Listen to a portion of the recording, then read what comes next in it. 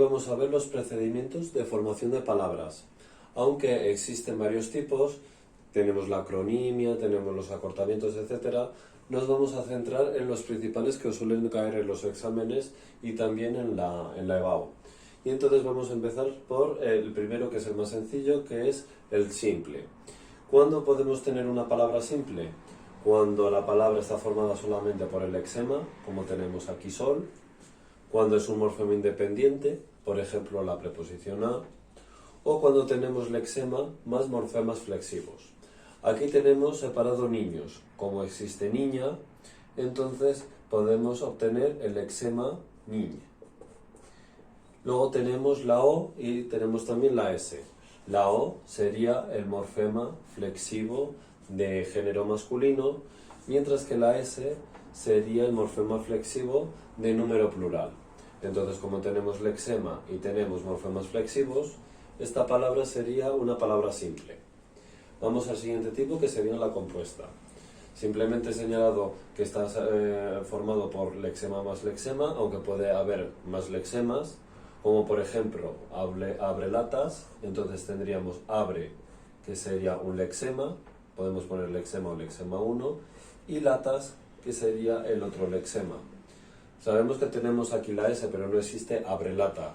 Entonces está formado por la unión de abre más latas, entonces lexema 1 y lexema 2. O también puede estar formado por dos morfemas independientes. Tenemos por y luego tenemos que. Entonces simplemente ponemos morfema independiente 1 o morfema independiente y morfema independiente 2, solamente también morfema independiente. Vamos ya con los dos tipos más complicados y el primero de ellos sería la derivada. El primer supuesto, ese es bastante más sencillo, que sería cuando tenemos un lexema más un solo morfema derivativo. Tenemos aquí la palabra antesala.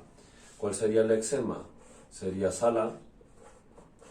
Y luego tendríamos aquí ante, que sería el prefijo, es decir, morfema dependiente derivativo prefijo.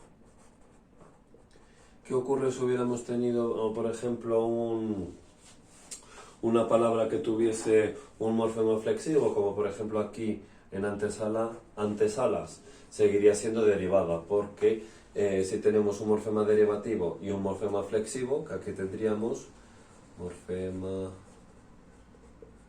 dependiente flexivo de número, predomina el morfema derivativo, entonces seguiría siendo una palabra derivada. Y ahora vamos al supuesto que es más complicado que el anterior. Cuando tenemos un prefijo más un lexema más un sufijo, si existen por separado o prefijo más lexema o lexema más sufijo. Lo vamos a ver claramente con esta palabra, inmóvil. Inmóvil nos suena de movimiento, de mover. Entonces, a la hora de dividirlo, nos quedaría el lexema mo. Y luego tendríamos il, que sería el sufijo. Voy a abreviar para no poner todo el rollo anterior. Y luego in sería el prefijo. Y entonces, ¿existen por separado inmov? No. ¿Pero existe móvil? Sí. Entonces, ¿qué ocurre? Primero, ¿qué se forma? Primero se forma móvil. Y en segundo lugar, que se forma inmóvil. Es decir, tenemos dos pasos. Por eso sabemos que sería una palabra derivada. Y vamos al último tipo, que tiene relación con la anterior, con la derivada, que sería la palabra parasintética. Y entonces este supuesto tiene relación con el anterior. ¿Os acordáis que decíamos que en la derivada, si tenía prefijo más lexema más sufijo, tenían que existir o prefijo más lexema o lexema más sufijo?